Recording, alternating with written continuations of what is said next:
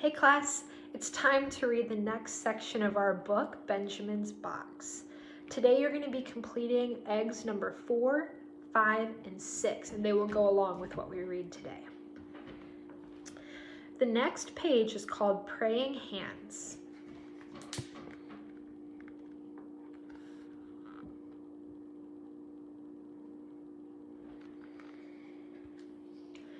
Later, Jesus and his friends left to pray. Benjamin wanted to pray too.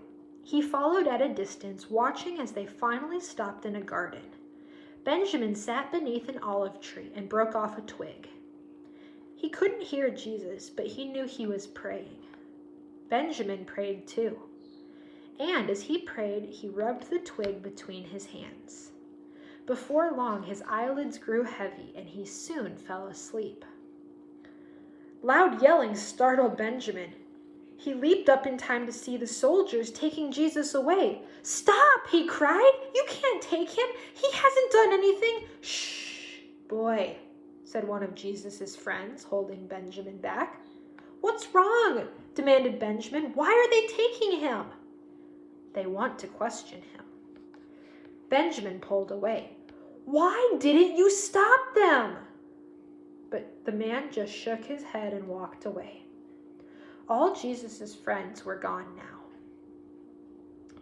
Benjamin saw the smooth twig in his hands.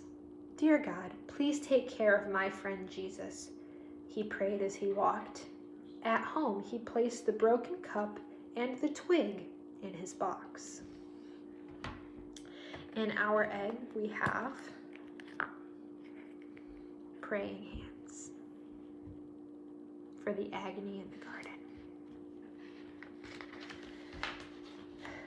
The next page is called the leather strip.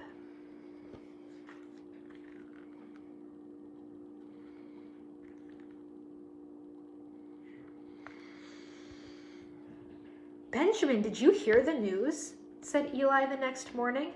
"They've locked Jesus up. Everyone says that Judas Iscariot got a bunch of money to betray him." Benjamin gasped. He had told Judas about the bribe. Maybe this was his fault. He said goodbye to Eli and wandered through the city. What could he do?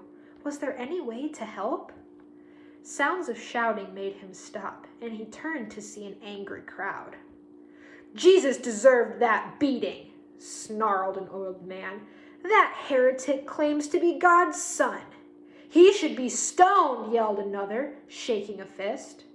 "What's going on?" asked Benjamin. "Did they hurt Jesus?"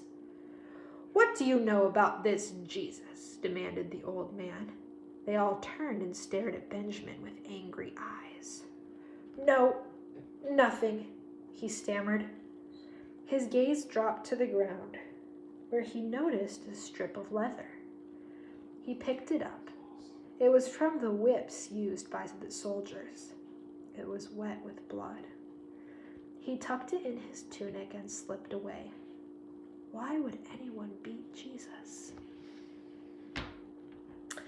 And instead of a leather strip, what I have is a whip, which is also something they would use for Jesus.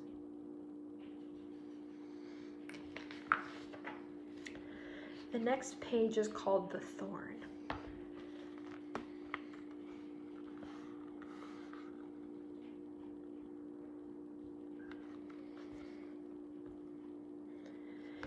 Benjamin continued to walk.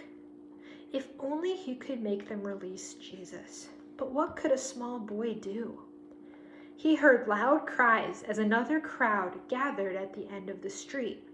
"Hail, King of the Jews!" yelled a soldier as Benjamin pushed his way past the men and women. And there stood Jesus. Benjamin looked into Jesus' eyes as Roman soldiers threw a shabby robe over his beaten back. He expected to see hatred, but instead saw only love. Then a soldier shoved a crown of thorns on Jesus' head, and another struck him with a stick. Benjamin's eyes filled with tears. Why were they doing this?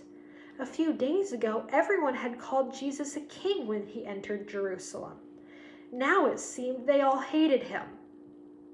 Benjamin squatted down and buried his head in his hands.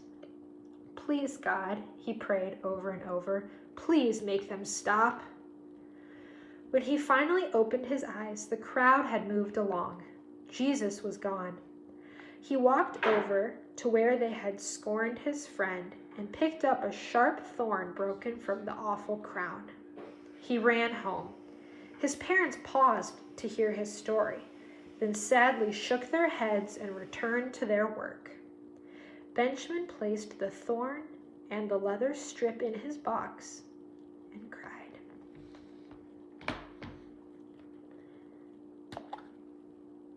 In this egg, we have not just one thorn, but we have a whole little crown of thorns.